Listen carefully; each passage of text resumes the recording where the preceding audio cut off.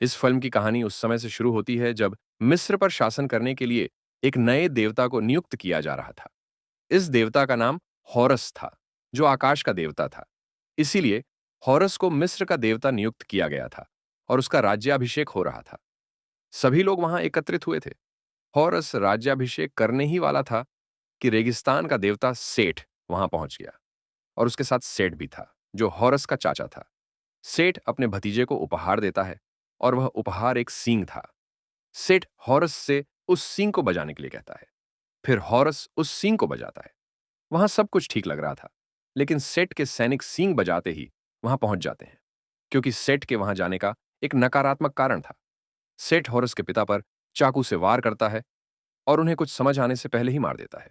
इसका मतलब है कि सेठ अपने ही भाई को मार डालता है। इसके बाद सेठ सबके सामने घोषणा करता है कि जो मेरे सामने घुटने नहीं टेकेगा, उसे मार दिया जाएगा। यह सुनकर सभी देवतागण समेत सेठ के सामने घुटने टेक देते हैं। यह देखकर हॉरस क्रोधित हो उठता है, इसलिए वह अपने चाचा सेठ से युद्ध करने लगता है और युद्ध के दौरान वे अपने असली देवता के रूप में प्रकट होते हैं। लेकिन हॉरस पराजित दिख रहा था, क्योंकि सेठ हॉरस पर हावी हो गया था और वह हॉरस की दोनों आंखें फोड़ देता है। लेकिन सेठ उसकी जान लेने के बजाय उसे छोड़ देता है, ताकि वह अंधेरी दुनिया में अंधा बनकर रह सके। इसके बाद सेठ पूरे मिस्र पर छा जाता है। इस बार मिस्र की स्थिति भी बदल गई थी, यानी हालात बदतर हो गए थे। इंसानों के साथ जानवरों जैसा व्यवहार किया जा रहा था, क्योंकि सेठ एक पत्थर दिल देवता था। यह दर्शाता है कि उसके दिल में जरा भी सहानुभूति नहीं थी। इसलिए उस समाज में इंसानों का जिंदा रहना मुश्किल हो गया था। तभी मिस्र में बेक नाम का एक लड़का आता है। बेक का एक बचपन का दोस्त भी है। दोनों एक दूसरे से बहुत प्यार करते थे। यहां पता चलता है कि उस समय मिस्र में गुलामी का दौर था। यहां तक कि भगवान के साथियों के लिए भी गुलाम थे।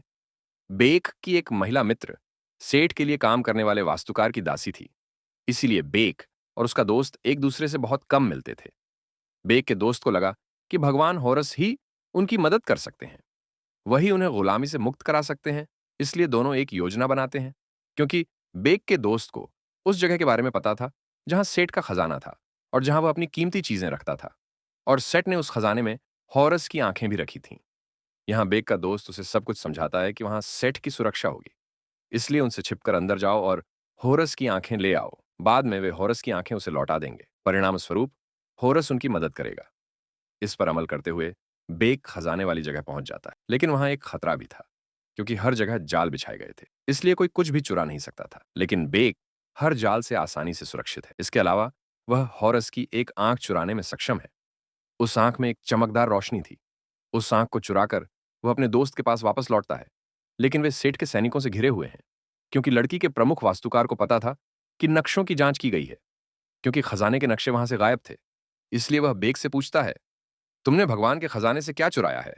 लेकिन बेक ने यहां समझदारी से काम लिया है, क्योंकि उसने हॉरस की आंख के साथ वहां से एक सोने की चीज चुरा ली थी।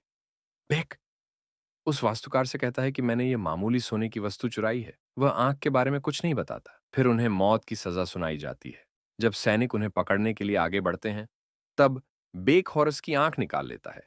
इसका फायदा उठाकर बेक अपने दोस्त के साथ उस जगह से चला जाता है। फिर दोनों वहां से भाग जाते हैं। वे सोच ही रहे थे कि वे बच गए, लेकिन आर्किटेक्ट ने बेक की दोस्त पर तीर चला दिया, जिससे वह घायल हो गई। फिर बेक तुरंत उस मंदिर की ओर जाता है जहां वह देवता हॉरस रहता था। अंदर जाकर बेक हॉरस को पुकारता है और कहता है, तुम्हारी आंख मेरे पास है। यह सुनकर हॉरस उससे अपनी आंख मांगता है, लेकिन बेक आंख के बदले में एक शर्त रखता है। मैं तुम्हारी आंख लौटा देता हूं, लेकिन तुम्हें मेरा एक काम करना होगा। यह सुनकर हॉरस आक्रामक हो जाता है। एक साधारण इंसान होने के नाते वह मेरे सामने शर्तें रख रहा है। हॉरस इस वजह से बेक पर हमला भी करता है, लेकिन बेक हर बार सुरक्षित रहता है और वह उसकी आंख भी वापस नहीं करता। अब होरस ने अपनी आंख वापस ले ली है, इसलिए वह उसकी बात मान जाता है। वह बेक से कहता है, मुझे अपनी शर्त बताओ। बेक कहता है, तुम्हें किसी को बचाना होगा। फिर बेक अपने दोस्त को हॉरस के सामने लाता है। यहां हॉरस उस लड़की को बचाने की पूरी कोशिश करता है, लेकिन व्यर्थ, क्योंकि उस समय हॉरस के पास कोई दैवीय शक्तियां नहीं थीं। हॉरस कहता है, उस लड़की को बचाया नहीं जा सकता, क्योंकि वह मौत के दरवाजे पर है। इस बीच मृत्यु का देवता भी वहां प्रकट होता है और वह उस लड़की की आत्मा को उसके शरीर से पकड़ लेता है। मृत्यु का देवता उस लड़की से पूछता है, बताओ, तुम मुझे क्या दोगी? वह लड़की कहती है कि मैं एक दासी होने के नाते तुम्हें कुछ नहीं दे सकती। यहां दिखाया गया है कि मनुष्य अपनी मृत्यु के बाद मृत्यु के देवता से एक सौदा कर सकता है। इसका अर्थ है कि जो मृत्यु के देवता को चांदी या सोने का खजाना देगा, मृत्यु के देवता उसे पुनर्जीवित करके वापस संसार में भेज देंगे। मृत्यु के देवता को कुछ न देने पर वे उसकी आत्मा को हमेशा के लिए ले जाएंगे।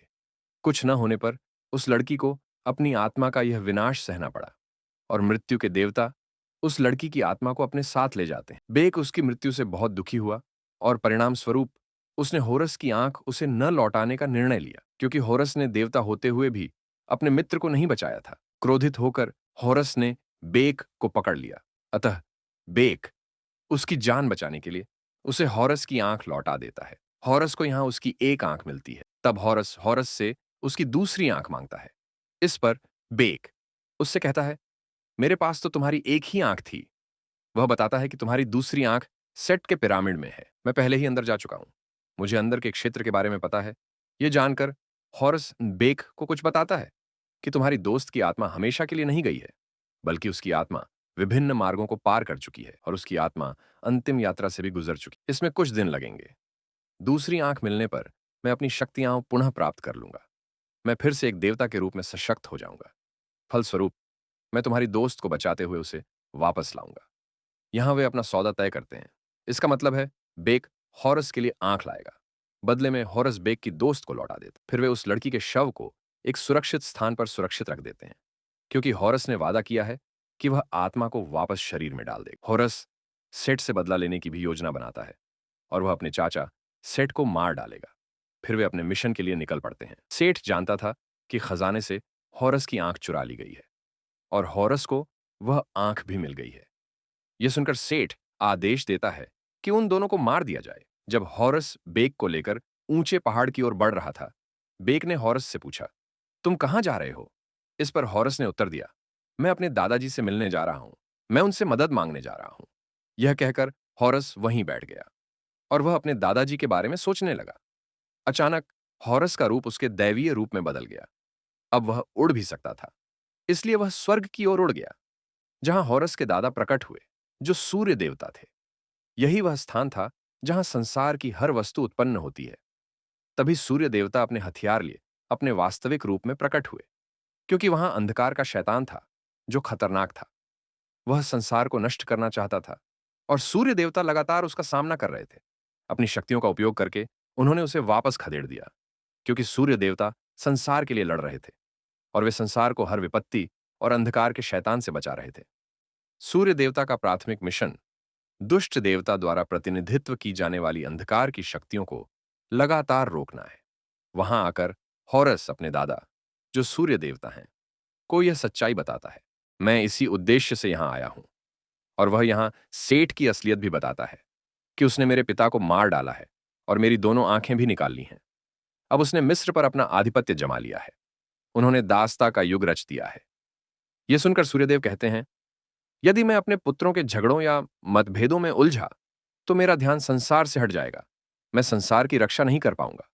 इसीलिए वे अपने दादा सूर्यदेव से सहायता मांगते हैं।